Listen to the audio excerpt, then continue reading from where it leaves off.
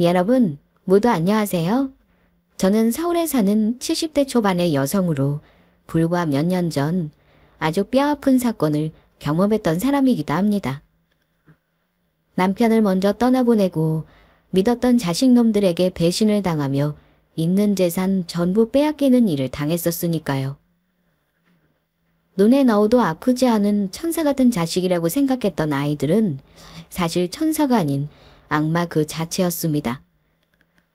제 재산을 전부 빼앗자 갑자기 돌변해 저를 괄시하며 신모처럼 부리다 못해 결국에는 차마 인간으로서 하지 말아야 할 짓까지 저에게 하고 말았으니까요.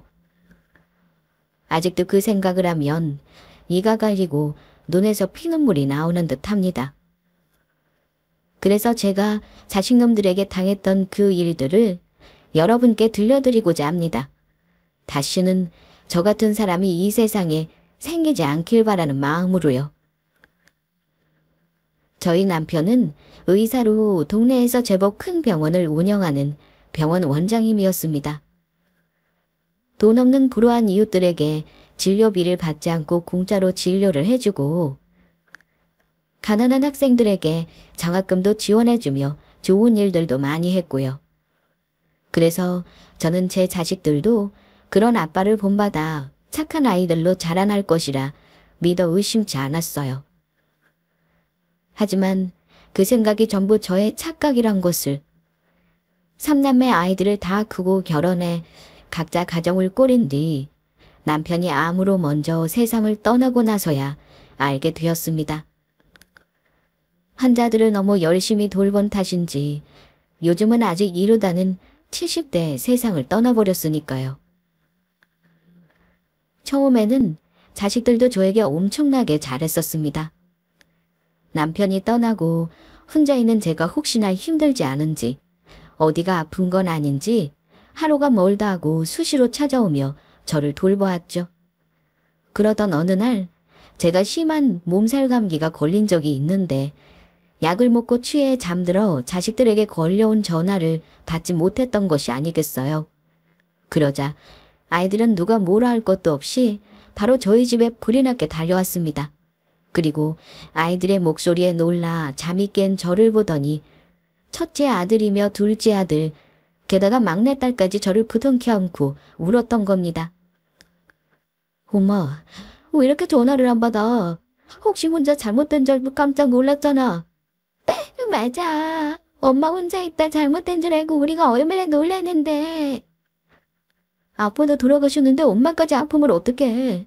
절대 우리 먼저 두고 가면 안 돼. 맞아. 이젠 우리한테 엄마밖에 없다고. 다 커서 자식까지 있는 녀석들이 어린애들도 아니고 무슨 아직도 엄마 딸형이야. 이제 엄마도 나이도 들고 언제 떠날지도 모르는데 그 나이면 이제 엄마 없어도 너희 삼남매 똘똘 뭉쳐서 잘 살아야지.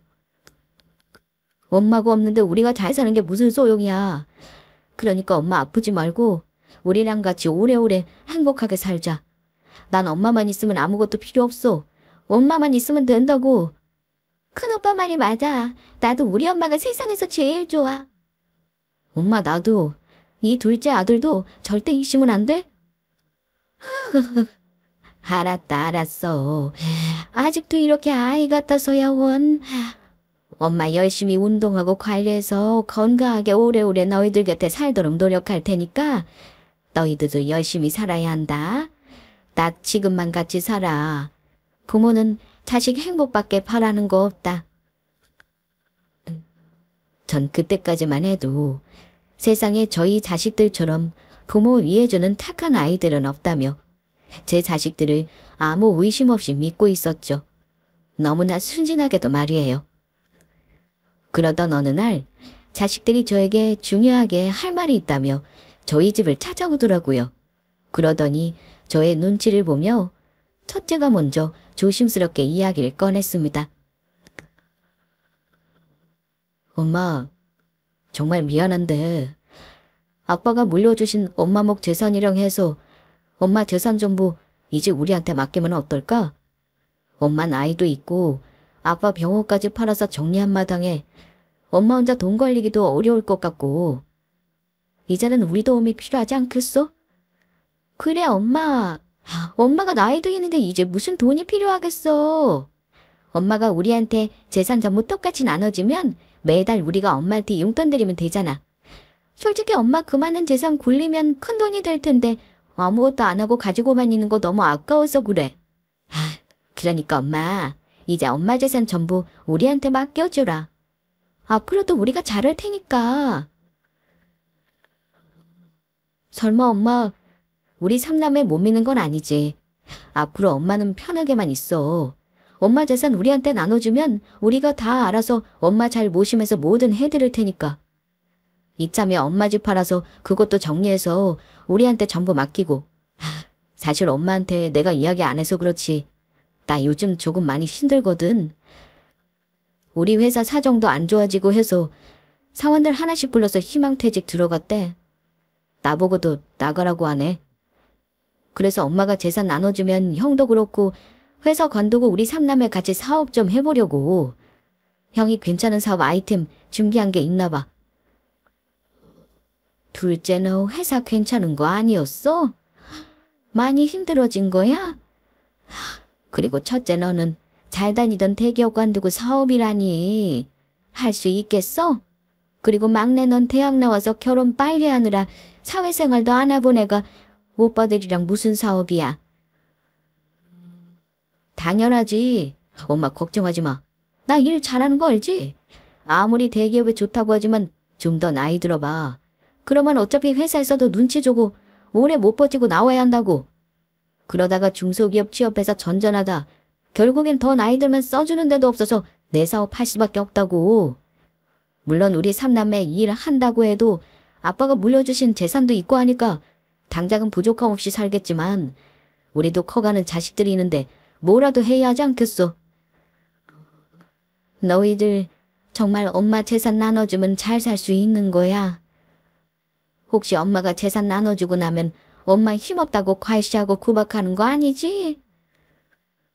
엄마는 무슨 그런 말도 안 되는 소리를 해. 엄마가 우리를 어떻게 키웠는데. 우리 삼남매가 그러면 그건 인간이 아니고 쓰레기지. 오빠 말이 맞아. 엄마는 정말 별 걱정을 더 한다. 알았다. 그러면 엄마가 생각해 볼게. 우와, 엄마 진짜야? 역시 우리 엄마 최고. 정말 고마워. 우리가 앞으로 엄마 평생 호강시켜드릴게. 엄마 지금 한 말 진짜지? 엄마 걱정하지 마. 엄마 돌아가실 때까지 우리 삼남매가 엄마 행복하게 잘 모실 테니까. 아이들이 남편을 닮아 사람 살리는 일에 관심을 두고 의사가 되었으면 좋았겠지만 자식 중 그 누구도 남편 하는 일에 관심을 가지는 아이들이 없어요. 남편이나 저나 저희 욕심보다는 아이들 행복이 중요하다는 생각에 특별히 의사라는 직업을 하라며 자식들에게 권하지 않았고요. 물론 남편 병원을 아이들이 물려받았다면 미래 걱정 없이 의사이만 하면 되었겠지만 지금은 그런 상황이 아니니 저 또한 자식들 걱정되더라고요. 남편이 자식들에게 물려준 유산이 있어 남들에 비해 넉넉하게 잘 산다고 해도 자식들에게 가정도 있고 하니 미래가 걱정되는 건 부모로서 어쩔 수 없나 봅니다. 그래서 결국 자식들 설득에 전 제가 살던 집까지 정리해서 자식들에게 제 재산 전부를 똑같이 나누어 주게 되었습니다. 주변에서는 그런 저를 말리며 아이들을 절대 믿으면 안 된다고 했지만 말이에요. 나이가 들면 손에 몇 푼이라도 쥐고 있는 돈이 있어야 자식들이 부모한테 함부로 못한다고 하더라고요. 하지만 전 그런 주변 사람들의 걱정에도 그 말을 귀담아 듣지 않았죠. 다른 자식들은 몰라도 천사 같은 저희 자식들만은 결코 부모를 배신하지 않을 거라 찰석같이 믿었던 겁니다. 참으로 바보 같게도. 게다가 제가 집을 정리하는 조건으로 자식들이 번갈아 가면서 저를 데리고 있기를 했는데 서로 먼저 저를 모시겠다고 싸우는 자식들을 보면서 어떻게 자식들이 저를 배신할 거라는 생각을 할 수 있었겠습니까? 그때는 몰랐던 거죠. 제 지인들의 충고처럼 자식이라도 결코 믿으면 안 된다는 것을 말입니다. 그것들이 제 재산을 노리고 순한 양의 탈을 쓰고 저에게 잘해줬다는 걸 그때까지는 순전하게 저만 몰랐던 것입니다. 제 자식들이야말로 부모 재산이나 노리며 뭐든 하는 짐승 새끼들보다 못한 것들인데 말이죠. 그 사실을 재산을 자식들에게 전부 뺏긴 후 몇 달이 지나지 않아 깨닫게 되었지만요. 첫째네 집에 저희 짐들을 두고 3달에 한 번씩 자식들 집을 옮기며 생활하기로 자식들과 약속을 했었습니다. 저희 자식들 모두 약속대로 초반에는 저를 극진히 모시며 잘해주었고요. 늙은 사람이 집도 없이 계속해 사는 곳을 옮겨 다닌다는 것이 편한 일은 아니었지만 그래도 그때까지는 자식들 전부 저에게 잘하고 있었고 나 하나 조금 불편한 것 참으면 된다는 생각이었죠. 하지만 그 생각은 얼마 지나지 않아 바뀌고 맙니다. 제가 아주 땅을 치고 후회했으니까요.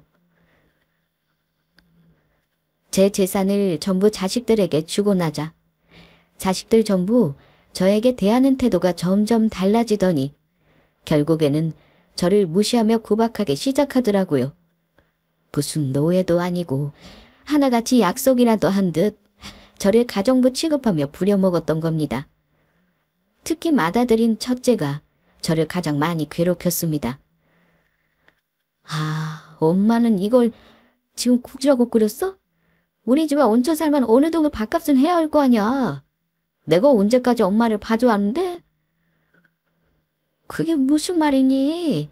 너희 아빠도 그렇고 엄마 친구들은 엄마가 끓여준 미역국 먹으면 다들 하나같이 맛있다고 하던데 뭐가 맛이 없다는 거야? 어떻게 매일 나한테 한마디도 질 생각은 안 해? 됐고, 이따위 거지 같은 미역국 앞으로 안 먹을 테니까 절대 끓이지 마. 상에 올려놓을 생각도 하지 말라고. 알겠다. 앞으로는 조심하마. 게다가 첫째 아들이 저를 무시하니 며느리랑 손주 녀석까지 저를 무시하더라고요. 아들이랑 며느리 눈치가 보여 나중에는 같이 식사도 못하는 상황이 됐는데 저 혼자 주방에서 밥을 찬물에 말아 김치와 먹고 있는데 며느리가 그런 저를 보더니 눈을 흘기며 대놓고 구박하는 거 있죠? 어머 깜짝이야. 어머니 지금 혼자 여기서 뭐 하시는 거예요? 식사를 하시려거든 우리가 안 보이는 방에 들어가 혼자 드시던지요. 무슨 도둑 고양이도 아니고 몰래 혼자 나와 밥을 드세요? 제가 집안일 끝나면 되도록 제 눈에 띄지 않도록 하라고 했죠? 알았다. 미안하다. 다음부터는 조심하마. 오늘 하루 종일 한 끼도 못 먹어서 배가 고파 그랬어. 그놈의 밥, 태경. 저 노인네는 언제 죽나 마야. 아주 귀찮아 죽겠어. 밥 먹는 것도 꼴도 보기 싫다니까. 게다가 막내딸 집에 가면 듣기 싫은 잔소리를 하루 종일 들어야 했습니다. 엄마 빨래를 어떻게 했게 내 블라우스가 이렇게 된 건데. 이게 얼마짜리인 줄이나 알아? 이거 명품이라고. 어떻게 책임질 거야? 어떻게 책임질 거냐고. 그러게 내가 세탁소에 맡기라고 하지 않았니? 굳이 못하겠다는 사람 억지로 붙잡아서 시켜놓고 왜 이제와 내 탓을 하니? 몰라. 변명 필요 없으니까 이거 엄마 돈으로 전부 물어내. 아빠가 해주신 엄마 결혼 반지를 팔든 어떻게 해서든 전부 물어내라고. 나는 그렇게는 못한다. 정 그럴 거면 앞으로 너희 집살림 나한테 맡기지 말든가. 서럽고 서러운 나날이었습니다. 자식들에게 제 전재산을 물려준 사실을 매일 후회하며 밤마다 얼마나 울었는지 모릅니다. 그러던 저에게 청천벽력 같은 큰일이 생기고 맙니다. 어느 비오는 날 새벽 딸네 집에서 잠을 자고 있는데 딸이 자고 있는 방에 들어와서 갑자기 제 짐을 싸며 저를 내쫓았던 거죠. 엄마 미안한데 이제 그만 우리 집에서 나가. 엄마 짐 전부 싸서 그만 내 눈앞에서 사라지라고. 그게 무슨 소리니? 아직 첫째 내 가려면 시간도 며칠 남았는데. 그게 아니고 솔직히 나도 이 정도였으면 엄마한테 할 만큼 했다고 봐. 엄마가 준 재산만큼 그동안 나도 자식으로서 엄마 힘들게 모시면서 할 도리는 다 했으니까 앞으로는 우리 집에 올 생각하지 말고 엄마 알아서 살라는 말이야. 너 지금 그게 무슨 소리야? 언제는 내 재산만 주면 평생 나 모시고 잘 살겠다더니 매일 있는 거 막 없는 거 막 다 당하고. 네가 했던 말 그거 전부 거짓이었냐? 너 내 재산 노리고 그동안 나 속인 거였어. 엄마, 당연한 거 아니야? 엄마 재산 아니면 뭐하러 귀찮게 내가 엄마를 모시겠다고 했겠어. 이 고얀 것.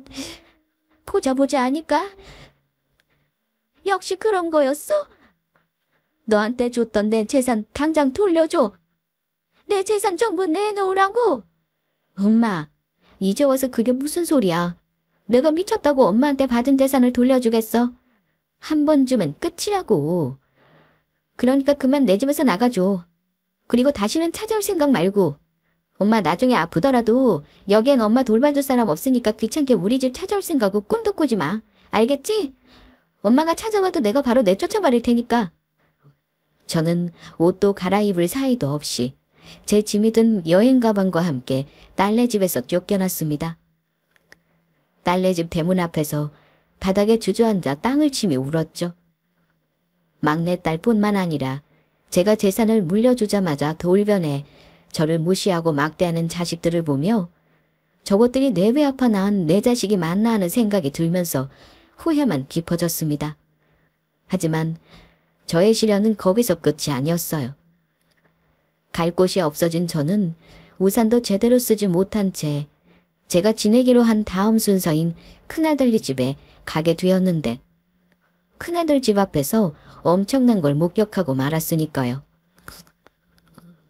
제가 살던 집을 팔며 저희 집에 있던 물건 중 살아생전 남편과 쓰던 아끼던 가구들을 큰아들 집 제 방에 두고 생활하고 있었는데 그 가구들이며 저의 옷가지며 물건들 전부가 큰아들 집 대문 앞에 도로변에 전부 나와 있던 겁니다. 그리고 가구에는 종이 한 장이 붙어 있었습니다. 전부 버릴 물건들이니 필요하신 분들 가지고 가세요. 안 가지고 간 물건들은 나중에 주민센터에 신고해 처리하도록 하겠습니다. 큰아들놈마저 저를 내쫓을 생각으로 저의 짐을 집 밖으로 전부 내놓았던 것입니다. 전 그만 너무 서럽고 화가 나 큰아들 집 배를 잇느니껏 놀랐습니다. 주말이라 큰아들네 가족 전부가 집에 있다는 사실을 제가 알고 있는데도 모두 문 열어줄 생각을 하지 않더라고요. 그래서 내린 비를 쫄딱 맞으며 온몸이 젖은 채로 대문을 잡고 쿵쿵 두드렸습니다. 이 못된 것들, 어서 열어! 당장 이 문 열지 못하겠어? 언제든 내 재산만 주면 간이고 쓸개고 전부 줄 것처럼 그러더니 이게 뭐하는 짓거리들이야? 이게 니들 낳아준 부모한테 할 수 있는 재산인 거냐? 니들이 부모를 버리고도 사람이라고 할 수 있겠어? 그러고도 인간이냐고. 아이고, 내가 자식들을 너무 키웠네. 저것들이 내 원수 새끼들인지도 모르고 금이호야 내 인생 바치가며 키웠어. 그러자 대문 밖에서 우는 제 소리가 시끄러웠는지 첫째 아들놈이 결국 밖으로 나오더군요. 그래서 전 아들놈의 멱살을 잡고 온 힘을 다해 마구마구 때렸습니다. 이 나쁜 놈. 전화에 악독한 거. 네가 어떻게 나한테 이럴 수 있어? 어떻게 나한테 이렇게 뒤통수를 쳐? 어떻게 이렇게 부부 가슴에 내 것을 막아? 이거 나요. 진짜 아침부터 짜증나게 하네. 그나들은 저를 밀치며 뿌리치고 말았고 저는 중심을 못 잡고 바닥에 넘어지고 말았죠. 바닥에 넘어져 제대로 일어서지도 못하는 저를 향해 큰아들이 말하더군요. 내가 사실 엄마 얼굴 안 보려다가 아무래도 제대로 끝내는 게 좋을 것 같아서 이야기하려고 나온 거야. 다시는 우리 집 찾아오지 마. 아이들도 엄마 싫다고 하고 집사람도 엄마 모시는 거 많이 불편하대. 그러게 우리 집에서 지낼 때 눈치껏 좀 잘하지 그랬어. 우리 앞으로는 다시는 얼굴 보지 말자. 그냥 남남으로 서로 죽었다고 생각하고 모르는 사람처럼 살아. 남도 앞으로는 그렇게 할 테니까. 그리고 괜히 둘째나 찾아가서 지금처럼 쓸데없는 행태 부리지 말고. 어차피 둘째네 지금 해외로 가족여행 가서 집에 아무도 없을 거야. 저기 대문에 우리 집 CCTV 보여? 거기로 엄마가 나 때린 장면 다 녹화됐거든. 사람이 어떻게 무식하게 사람을 때려? 다시 찾아오면 나 이 증거 자료들로 엄마 경찰에 폭행죄로 고소하고 스토킹으로 접근 금지 명령도 신청할 거니까 엄마 콩밥 먹고 싶지 않은 거면 내 말 듣는 게 좋을 거야. 쪽팔리게 나이 들어서 폭력 전과로 빨간 줄 구워서 살고 싶은 거 아니지? 앞으로는 영원히 우리 앞에 나타나지 말고 조용히 살아. 그러면 니들한테 줬던 내 재산 전부 돌려줘라. 니들이 나 모시겠다고 약속해서 준 내 피 같은 돈이니까 어서 돌려달라고. 니들한테 내 재산 이런 한 푼 주는 거 다 아까워. 진짜 웃기지도 않아서. 그 재산들 뭐 우리가 엄마 모시기로 하고 줬다는 증거라도 있어. 뭐라고? 엄마 재산 우리가 엄마 모시기로 하고 줬다는 증거라도 있냐고. 엄마가 뭘 모르나 본데 증거가 없으면 전부 소용이 없는 거야. 아마 엄마가 엄마 재산 전부 돌려받겠다고 법적으로 우리 삼남매 고소해도 증거가 없어서 아무 소용없을걸? 그러게 엄마 재산을 주기 전에 먼저 우리한테 서약서라도 받아놓지 그랬어? 아니면 우리가 엄마 잘 모시겠다고 하는 음성이라도 녹음해두던가. 귀찮으니까 그만 꺼줘. 아들은 그렇게 말하며 집 안으로 들어갔습니다. 그리고 저는 한동안 멍하니 바닥에 주저앉아 하염없이 눈물만 흘렸죠. 하늘도 울고 저도 울었습니다. 그때는 정말 너무 기가 막히고 억울해서 눈물밖에 흐르지 않더라고요. 그런데 곰곰이 생각해보니 지금까지처럼 자식들한테 가전수모와 괴롭힘을 당하고 사느니 굶어 죽더라도 저 혼자 사는 게 낫겠다는 생각이 문득 들더라고요. 그래서 전 아들놈이 버린 제 짐들 중 필요한 옷가지들이랑 남편 유품이랑 앨범, 돈이 될 만한 것들을 챙겼습니다. 남편이 해준 결혼 반지를 빼고 제가 자식들 몰래 가지고 있던 남은 폐물들을 전부 팔아 간신히 3천만 원짜리 반지하 단칸방 하나를 전세로 얻을 수 있었습니다. 다행히 저에게 그때 몇 개 남은 폐물들이 있었거든요. 자식들이 변한 모습에 어떻게 될지 몰라 제가 움직일 때마다 가방에 꽁꽁 싸두고 가지고 다녔던 것들이었죠.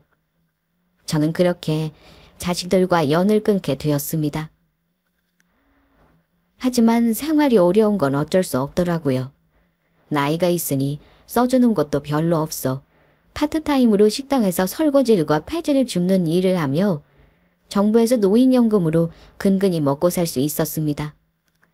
제가 옛날 사람이라 아는 정보가 없어서 그런지 나이가 있고 힘들어 기초생활수급으로 신청을 하고 싶어도 자식들이 재산들이 있으니 그것조차 불가능하더라고요. 그래도 저를 괴롭히던 원수 같던 자식들을 안 보고 사니 마음은 편했지만 또 한편으로는 제가 낳은 자식들에게 당한 배신을 생각하며 큰 울분이 쌓이기도 했습니다. 그저 하루라도 빨리 남편 곁으로 가고 싶은 심정이었죠. 그렇게 서글픈 나날들을 보내며 2년이란 시간이 흐르며 그날도 평소와도 다를 것 없는 평범한 날이었습니다. 없는 형편이지만 남편의 기일이 가까워져 남편 기일을 준비하며 도로 앞 상가 건물들에 쌓인 폐지를 줍고 있을 때였죠. 그런데 어느 큰 건물 앞에서 고급 승용차가 한 대가 멈춰서는 것이었습니다. 그러고는 차 안 뒤 좌석에서 한 중년 남자가 내리더니 제 앞으로 걸어오는 것이었습니다.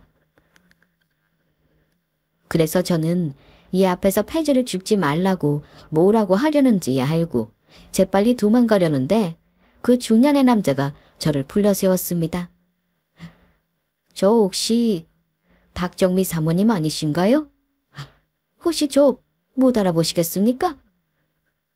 네? 제 이름을 어떻게, 누구신데 저를 알아보세요? 사모님, 접니다. 최 원장님 병원 앞에서 작은 기계 공장 운영했던 김수광이에요. 네? 김 사장님이시라고요? 아이, 세상에 이렇게 반가울 때가. 어디서 잘 살 거라고 생각하고는 있었는데 이렇게 다시 보니 반갑네요.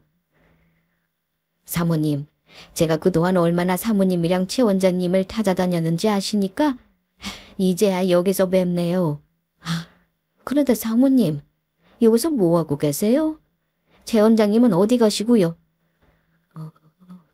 저에게 말을 걸어왔던 김 사장님이라는 사람은 젊은 시절 저희 병원 앞에서 해외로 수출하는 작은 기계 공장을 운영했던 분으로 저와 남편에게 큰 신세를 졌던 사람이기도 합니다. 그때 한창 IMF가 터지면서 잘 나가던 공장이며 가게며 하나둘씩 망해가던 시절인데 김 사장님네 공장도 다를 바가 없었거든요. 그러다 시간이 지나고 김 사장님 회사도 다른 곳으로 옮기면서 자연스레 서로 연락이 끊기게 되었는데 오랜 시간이 지난 뒤 이렇게 다시 만나게 된 것입니다. 그런데 오랜만에 남편이 살아있던 시절 반가운 얼굴을 봐서 그런지 저는 그만 김 사장님 앞에서 울음을 터뜨리고 말았습니다. 그러자 놀란 김 사장님이 저를 본인의 회사 안 대표 사무실로 데리고 가더라고요. 김 사장님이 차를 세웠던 큰 건물 앞이 바로 김 사장님네 회사였던 거죠. 안 보는 동안 엄청나게 성공한 것인지 김 사장님은 대기업까지는 아니지만 우리나라에서 잘 나가는 유명한 중소기업 회사 대표가 되어 있었습니다. 그래서 저는 그동안 남편이 떠나고 있었던 일들을 김 사장님에게 설명하게 되었죠. 김 사장님은 제가 자식들에게 당한 이야기를 듣고 분노하고 말았습니다. 이런 저주될 것들, 어떻게 사모님한테 그런 짓을 할 수가 있습니까? 사모님이 지들을 어떻게 키웠는데요? 아닙니다. 전부 바보같이 속은 제 탓이에요. 아무리 자식이라도 전부 믿으면 안 되는 거였는데 주변에서 그렇게 말리는데도 제가 제 재산 몽땅 그것들에게 줘버렸어요. 남편이 저에게 남긴 유산까지 전부요. 어떻게 그게 사모님 탓입니까? 사모님 속이고 인간 같지도 않은 짓거리랑 그것들이 잘못한 거죠? 자식 새끼들이라고 하지만 아무리 노력해도 용서가 안 됩니다. 할 수만 있다면 지금이라도 보란 듯 그 고향 것들에게 복수하고 제대로 혼내주고 싶은데 방법이 없어요. 제가 아무 힘도 없습니다. 사모님, 방법이 있다면 해보시겠습니까? 그 고향 것들 정신 차릴 수 있도록 제가 사모님을 있는 힘껏 돕도록 하겠습니다. 그게 정말인가요? 염치 없지만 그러면 제가 김 사장님께 부탁드려도 되겠습니까? 김 사장님, 제발 저 좀 도와주세요. 예, 기꺼이 제가 돕겠습니다. 그러니 사모님, 앞으로는 아무 걱정하지 마시고 저만 믿으세요. 사모님 눈에 피눈물 흘리게 한 만큼 제가 그놈들 눈에서도 피눈물 나는 복수 꼭 해드리겠습니다. 그날 김 사장님은 저의 두 손을 꼭 붙잡고 자식들을 제대로 혼내줄 복수의 다짐을 하게 되었습니다. 그런데 며칠 후 남편의 기일을 지낸 다음 날 김 사장님에게 전화가 오더라고요. 급히 할 이야기가 있다면서 김 사장님의 회사로 찾아와 달라는 것이었죠. 그렇게 저는 김 사장님의 연락을 받아 찾아가게 되었는데 대표 사무실에서 김 사장님이 제 앞에 큰 가방 몇 개를 올려놓는 것이었습니다.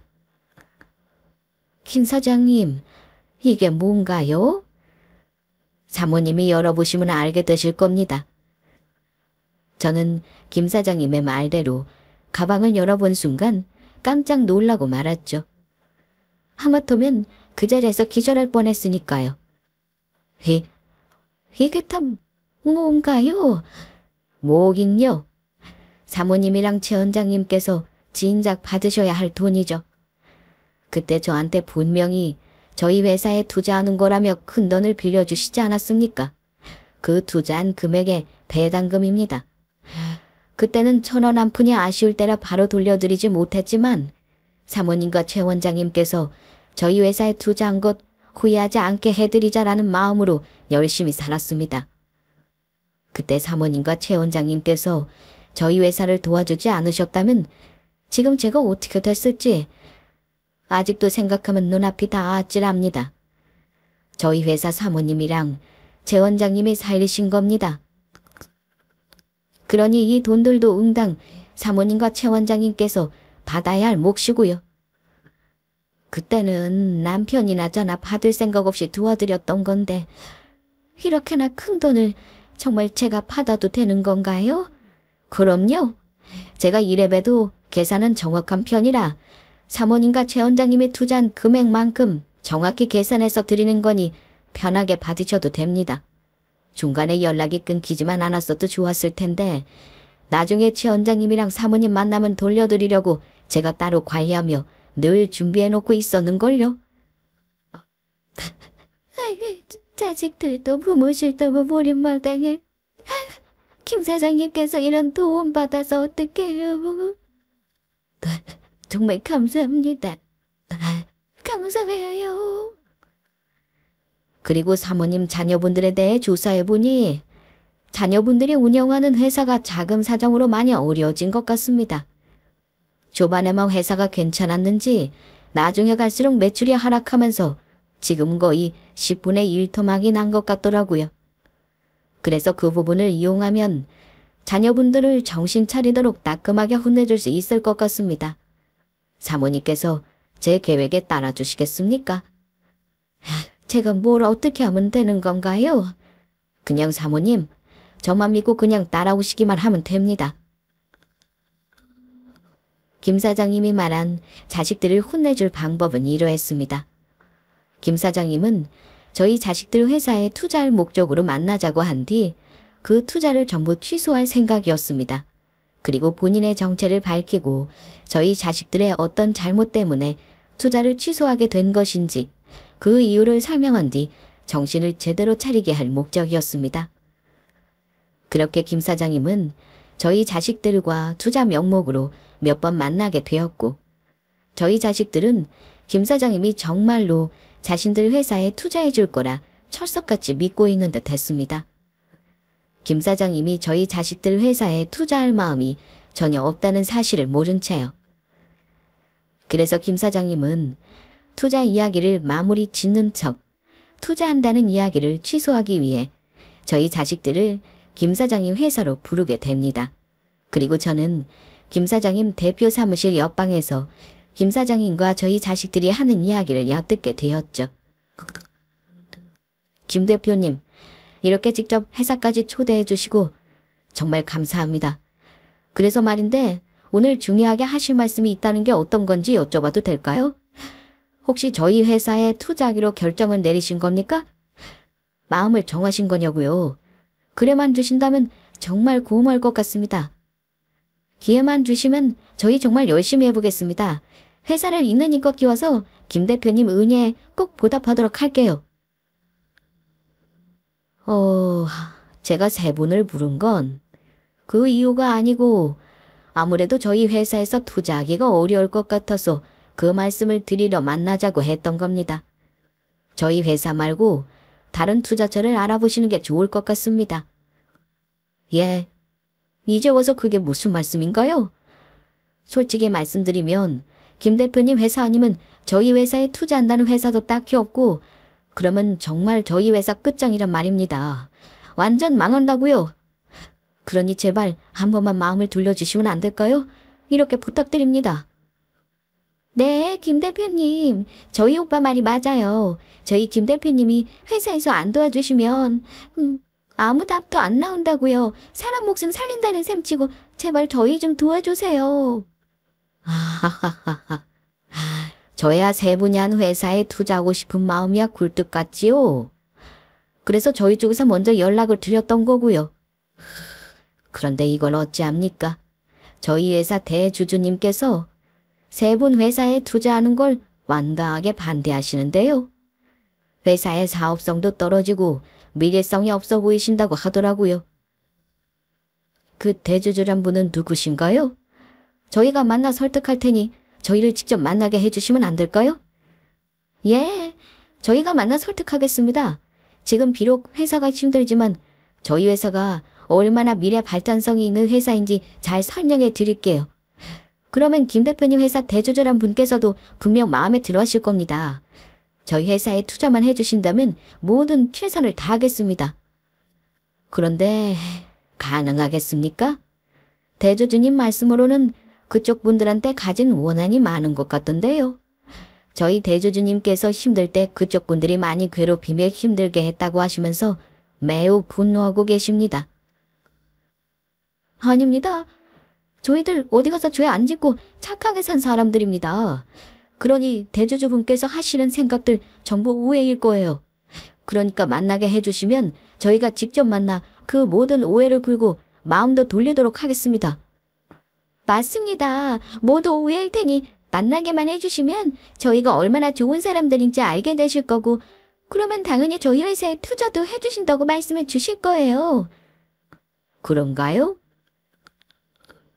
그러면 안 그래도 지금 제 사무실 옆방에서 쉬고 계시는데 직접 만나고 이야기해 보시겠습니까? 정말인가요? 김 대표님께서 그렇게 해주시기만 하면 이 은혜 평생 잊지 않겠습니다. 김 사장님의 말이 끝나고 바로 인터폰으로 비서에게 이야기했고 이제는 제 차례가 되었음을 깨달았죠. 바로 김 사장님이 말한 회사 대주주로 자식들을 만날 저희 차례 말입니다. 사실 전 김 사장님에게 투자했던 돈의 배당금을 받으며 세금을 내고 나머지 뺀 금액으로 제가 살 집과 생활할 돈을 남겨두고 절반을 다시 김 사장님 회사에 투자한 상황이었습니다. 김 사장님이 저를 위해 대주주라고 말씀해 주시긴 했지만 사실 대주주까지는 아니더라도 자식놈들 앞에서 당당하게 설 어느 정도 조건은 갖춘 셈이죠. 김 사장님의 말씀으로는 제가 김 사장님의 마음에서 회사 최고의 대주주가 맞으니 자식놈들 앞에서 대주주라고 말해도 틀린 말이 아니라고 하시더라고요. 저와 제 남편이 김 사장님의 회사를 살려준 은인이라면서요. 저는 바로 김 사장님 비서분의 안내로 바로 김 사장님과 저희 자식놈들이 기다리는 대표 사무실 안으로 들어갔습니다. 그런데 대표 사무실 안으로 제가 모습을 드러낸 순간 저희 자식들은 아주 놀라 자빠질 표정을 하고 있더라고요. 엄마가 여기를 어떻게... 엄마가 여기는 무슨 일이야? 다시는 우리 앞에 나타나지 말라고 이야기했지. 그런데 몇 년 만에 기어이 우리 일하는 곳까지 따라온 거냐고. 나가. 당장 꺼지라고. 맞아. 지금 회사 다 망하게 생겨서 가뜩이나 골치 아픈데 왜 엄마까지 나타나서 왜 짜증나게 하는데. 그것도 여기가 지금 어디라고 찾아와. 미쳤어. 그때 김 사장님은 자식놈들에게 보란듯이 제 소개를 했습니다. 자, 모두 인사하시죠. 저희 회사 대주주이신 박정미 여사님입니다. 뭐라고? 저희 엄마가 대표님 회사 대주주라니 그게 무슨 소리입니까? 그게 말이 되나요? 지금 거짓말 하시는 거죠? 우리가 맨몸으로 내쫓아서 저희 엄마 알거지일 텐데 갑자기 이렇게 큰 회사 대주주라니. 김 대표님 지금 저희한테 거짓말 하시는 거죠? 제가 뭐하러 거짓말을 하겠습니까? 박정미 여사님이 오늘 제가 만나기로 한 저희 회사 대주주분이 맞으십니다. 그러니 이렇게 편하게 대표 사무실에도 들어올 수 있는 거 아니겠습니까? 아니면 누가 부르지도 않았는데 대표 사무실에 들어올 수 있었겠어요? 저희 엄마가 무슨 돈이 있어서 대표님 회사에 투자를 한 대주주란 소린가요? 박정미 여사님과 고군인 최 원장님이 살아계실 때 두 분께서 같이 저희 회사에 투자를 하신 게 있으시거든요. 그 덕에 어려운 시기 저희 회사가 살아나 이렇게 성장할 수 있었고 그동안 연락이 끊겨 투자하신 만큼은 배당금을 전해드릴 수가 없었는데 최근에 만나 전해드리게 되었습니다. 그런데 거기다가 박정미 여사님께서 받으신 배당금의 절반을 다시 저희 회사에 투자하고 싶다고 하시지 뭡니까? 박정미 여사님께서는 저희 회사 대주주분이 맞으십니다. 그러면 저희 회사 투자하는 걸 막았다는 사람이 정말 엄마란 거야? 엄마, 정말 김 대표님 회사 대주주냐고? 오빠, 김 대표님 말이 전부 사실인가 봐. 엄마 입은 옷들 좀 봐. 전부 명품의 비싼 것들이라고. 그래, 내가 김 사장님 회사 대주주가 맞다. 그리고 너희 회사 투자하는 것도 내가 반대했어. 나 버린 새끼들이 뭐가 예쁘다고 니들 회사에 투자하는 걸 허락하겠냐? 내 눈에 흙이 들어와도 김 사장님이 너희 회사에 투자하는 일은 영원히 없을 거다. 엄마, 우리가 잘못했어. 한 번만 봐줘. 엄마 제발 부탁이야. 이러다 우리 회사 망한다고. 그러니까 제발 한 번만 우리 좀 살려줘. 그동안 우리가 엄마 고박하고 집에서 내쫓았던 것들 전부 사과할게. 그래 엄마. 그때 엄마 떠나고 사실 우리도 많이 후회했어. 그래서 사실 우리 전부 엄마 찾아다녔다고.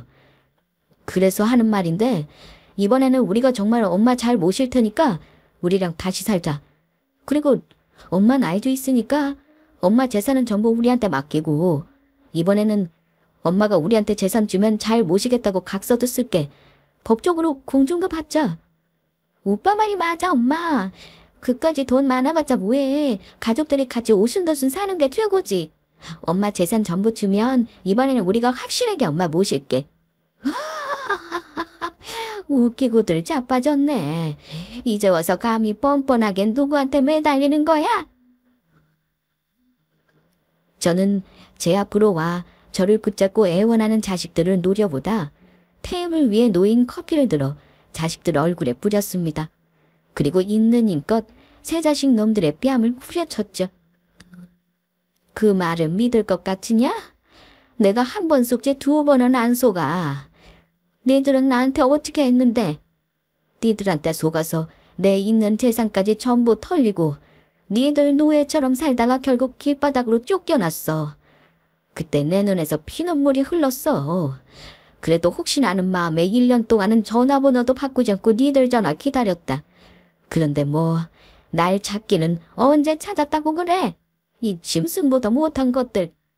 짐승들도 자기 거둬준 은혜는 아는데 너희들은 키워준 은혜도 모르니 인간도 아니다. 내가 죽어서 저승에 가서 니들이 했던 일 전부 잊지 않을 거야. 니들이 예전에 나한테 그랬지? 서로 모르는 사람으로 살자고. 그 말 내가 다시 니들한테 그대로 돌려주마. 우리 앞으로도 쭉 계속 모르는 사람으로 살자.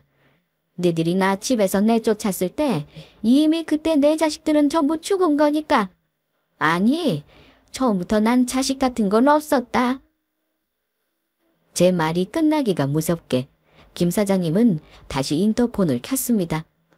정비서, 여기 잡상인들이 들어와서 행패 부리고 있으니까 보안요원들 불러서 이 사람들 전부 내쫓으라고 하세요. 김 대표님, 저희가 잘못했습니다. 예, 저희가 잘못했으니까 제발 저희 엄마 좀 알려주세요. 내가 미쳤다고 너희들을 놓아줘. 니들은 앞으로 정신 똑바로 차리면서 살아. 먼저 떠난 최 원장님이 이 일을 본다면 아마 하늘에서도 피눈물을 흘리고 계실 거다. 도둑놈들도 아니고 어떻게 부모를 속여 있는 재산 다 빼앗고 내쫓을 수가 있어? 그게 날공덕 아니면 뭔데? 니들은 네 부모한테 강도질이라는 폐륜을 저지른 인간 같지도 않은 것들이야. 어디 니들도 네 엄마가 대주주로 있는 회사에서 쫓겨나면서 쫓겨나는 그 심정이 어떤지 뼈저리게 느껴봐. 얼마 지나지 않아 대표 사무실로 보안 요원들이 들이닥쳤고 제 자식들은 보안 요원들에게 질질 끌려갔습니다. 안 돼. 이럴 수 없어. 엄마, 우리가 전부 잘못했어. 한 번만 봐줘. 이건 우리 엄마 누군 줄 알아? 여기 회사 대주주라고. 니들 전부 말해서 딸리게 만들어줄 거야. 이것 어이, 엄마 제발 한 번만 봐주라. 우리 이러다 정말 길바닥에 나이게 생겼다고. 전부 알거지 된다고. 그렇게 저의 자식들은 김 사장님 회사에서 전부 쫓겨나게 되었습니다. 그 이후 자식들이 제 바뀐 전화번호를 어떻게 알았는지 제 휴대폰으로 연락해 저를 만나기 위해 여러 번 전화를 하며 며느리까지 저에게 문자를 보냈고 저는 바로 경찰에 신고했습니다. 그리고 다음날 저희 자식들은 더 이상 저에게 접근을 못하도록 경찰로부터 긴급 응급조치 결정이 내려졌습니다. 스토킹으로 저에게 고소를 당한 것이죠. 하지만 자식놈들은 제가 고소를 한 상황에서도 정신을 차릴 생각이 없는지 저에게 계속해 연락을 하며 저의 집 앞까지 찾아왔다. 다시 저의 신고로 구속영장까지 발급되어 결국 구치소행을 면하지 못했습니다. 게다가 회사 빚까지 갚지 못해 쫄딱 망하는 신세가 되고 말았죠. 그 후 자식들의 이야기를 친척들을 통해 듣게 되었는데 구치소에서 나온 후 셋 다 빚을 갚기 위해 일용직과 청소 일을 하며 힘들게 살아가고 있다고 합니다.